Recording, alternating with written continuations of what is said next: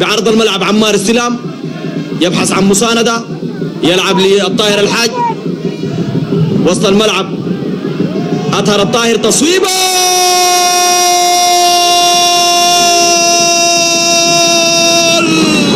هدف هلالي أول من أطهر الطاهر بابكر. سدد في الكرة الأولى وعاد في الكرة الثانية. أطهر يطلق صاروخ ينفجر داخل الملعب أو داخل مرمى فواز جمال، يعلن عن فرحة هلالية وضحت تماما على مدرجات ملعب المباراة. هنا جمهور الهلال يحتفل ابتهاجا بالهدف.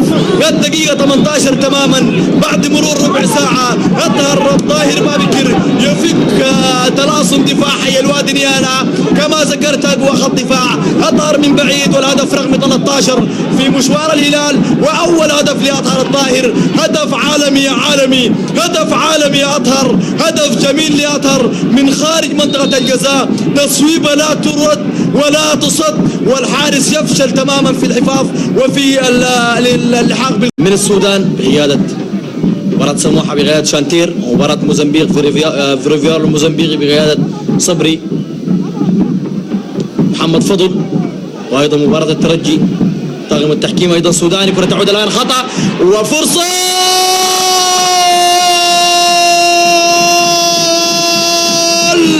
أول أهداف شلش في الدوري الممتاز الصادق شلش، ومن خطأ لا يغتفر للحارس فواز جمال. شلش يضع الكرة في المرمى. هدف هلالي ثاني في الدقيقة 37. الهلال يكشر عن نيابه من مدينة نيالا، يبعث برسالة للجميع أنه قادم بقوة. الصادق شلش ينذر مهاجمي الهلال كاريكا وتيتي، ويحرز هدف ثاني لمصلحة الهلال بمجهود فردي شاهد من جديد. الخطأ للحارس، تابع الصادق شلش، وضع الكرة في المرمى بسهولة داخل المرمى. هدف ثاني للهلال في هذه المباراة. إذن هدف للغادم الذي لم يخزن المدرب. سترضى جماهير الهلال؟ ماذا تريد غير الانتصار، وماذا تريد غير التقدم في بطولة الدوري الممتاز والأداء الجميل؟ الآن سموه المرغني إمكانية الهدف من جديد للهلال. الصادق شلش يصارع كاريكا،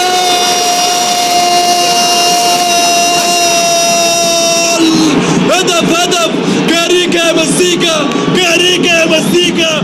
عودة الغايد من جديد، عودة الغايد، عودة الطواربين، عودة الهداف، عودة روح الهلال كما ذكرت. مدثر كاريكا في مجهود يحسب لسموه المرغني.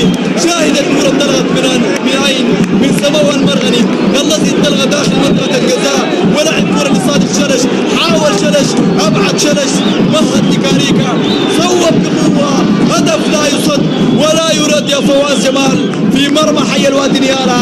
هدف ثالث في الدقيقة 39 بعد مرور دقيقة واحدة فقط للغايد والكابيتانو مدثر كاري. الهلال ينجح في تعميق جراح حي الوادي نيالا ب3 أهداف. الغضب الهلالي والموج الهلالي هنالك في مدينة نيالا في شوط المباراة الأول. الصادق شلش ومدثر كاريكا، وقبله مطهر الطاهر بابكر. أهداف يعني أهداف روعة، وكاريكا يسقط على أرضية الملعب الآن. سلامات لكاريكا